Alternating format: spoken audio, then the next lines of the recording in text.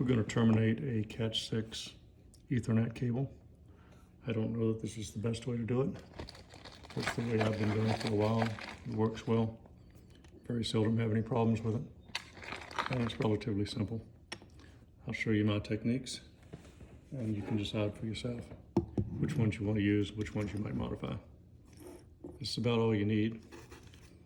A pair of scissors, cable stripper, RJ45. This type has two portions, a crimper. First thing you want to do is strip 1.5 inches, 2 inches off the end of the cable. Be generous.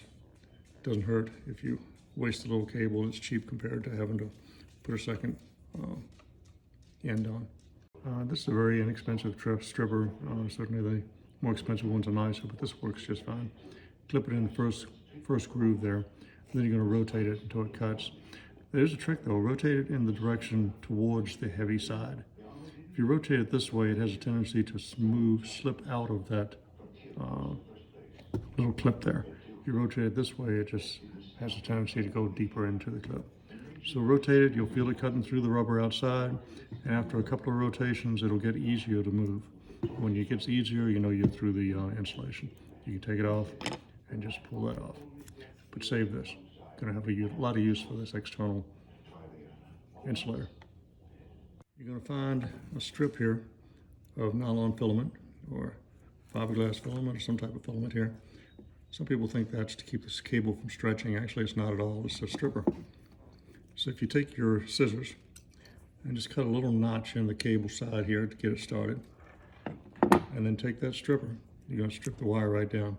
That's a little hard to hold with your fingers. I find it easier to take this rubber and pull it like that, and then you can find you can strip the cable down. Strip it about 1 inch, and that last inch is going to be the part that actually goes into your connector. Because you may have nicked the wires when you were stripping it, and we might be able to see them. Yeah, you can see the nicks on those wires from the stripper. You don't want to use that because eventually that's going to be a problem for you, or likely will. So we're going to strip the cable down to a low level where we know we've got nice clean cable with no nicks in it. Throw that away now. Bend my cable back, cable cover back, and clip that blue away.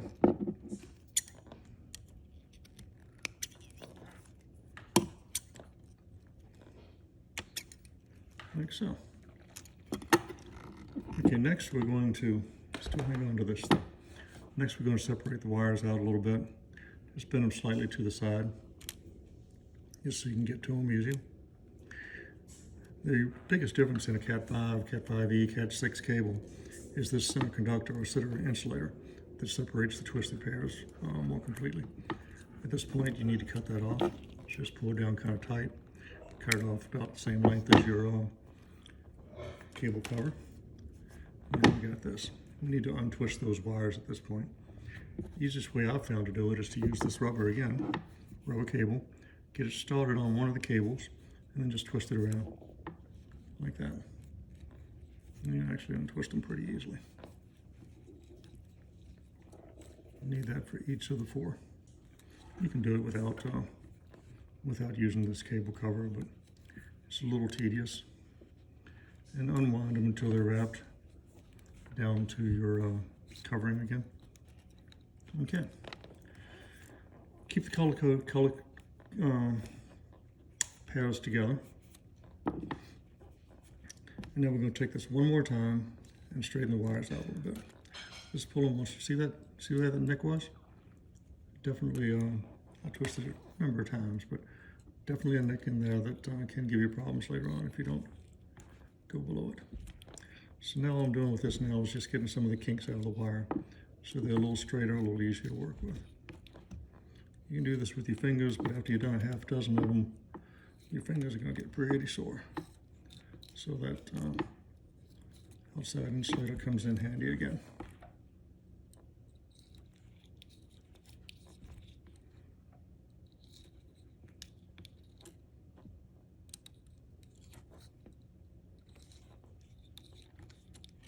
And you don't have to do it all the way to the end if you don't want, because we're going to cut them off here in a minute anyway.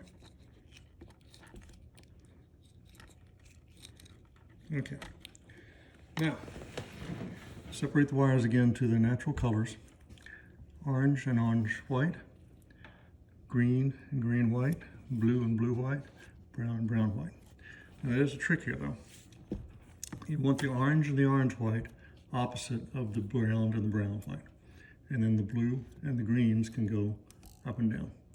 And the reason I do that is because that's the order closely that they're going to go together when we actually put them in the crimp connector. So now we're going to put them in the proper order. And for a standard RJ45 B connector, it's going to be orange, white, orange. And you can remember, there's always the stripe and then the color. Stripe and then color. And then green, white, but this is where it's different. Right in the middle of the cable is where it's different. You're going to go green, white, blue, and then blue, white, green. So the only difference really in following a stripe color, is that the blue and the green get crossed. And that's why I had the oranges on the left, the blue and the green in the middle, so we can move them in, and then the last ones are going to be the brown, white, and brown. And try to work them in your finger, holding them in the same order, but work them so they get nice and firm together. That blue one broke off, so it makes it a little bit more difficult. Typically you wouldn't have to deal with that, but it's going to be fine. Okay.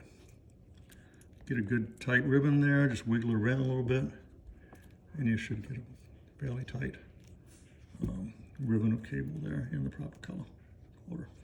Okay, let's check the colors. I got orange, white, orange, green, white, blue. Blue, white should be next, and it's not. So let's get that blue, white over there after the blue.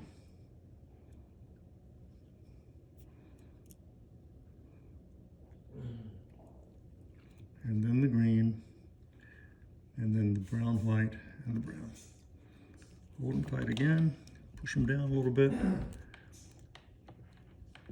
Get a nice flat ribbon, and let's check it one more time because we had it wrong.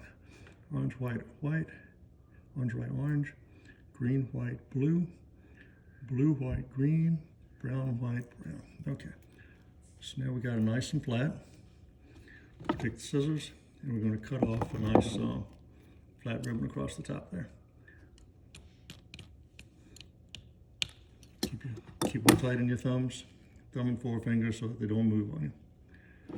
Now, take this. Some connectors don't have this. Some of them you just push straight into the RJ45, but this one does, and I really like it. I think it's a very good way to be sure your wires are right, and you can see it much more clearly out here than you can when you start pushing it into the connector.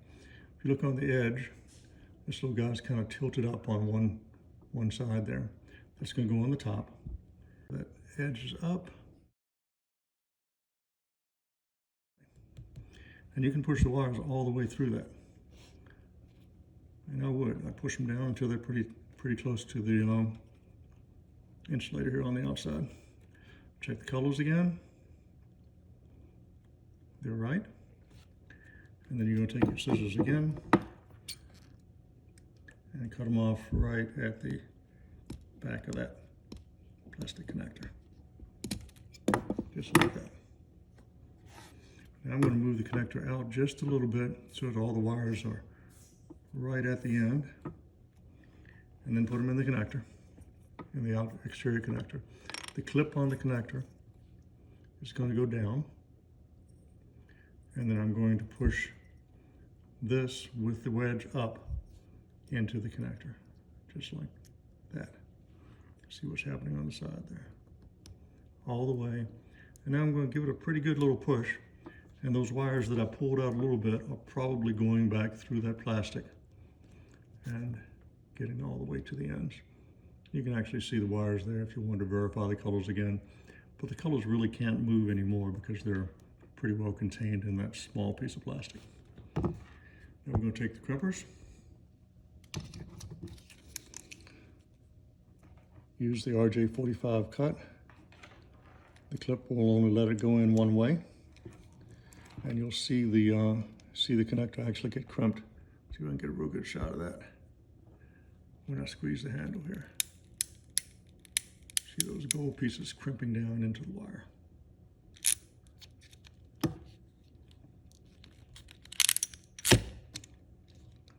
that should be a finished RJ45. So the color order you need to remember is orange, green, blue, and brown, and then the solid green and the solid blue are crossed.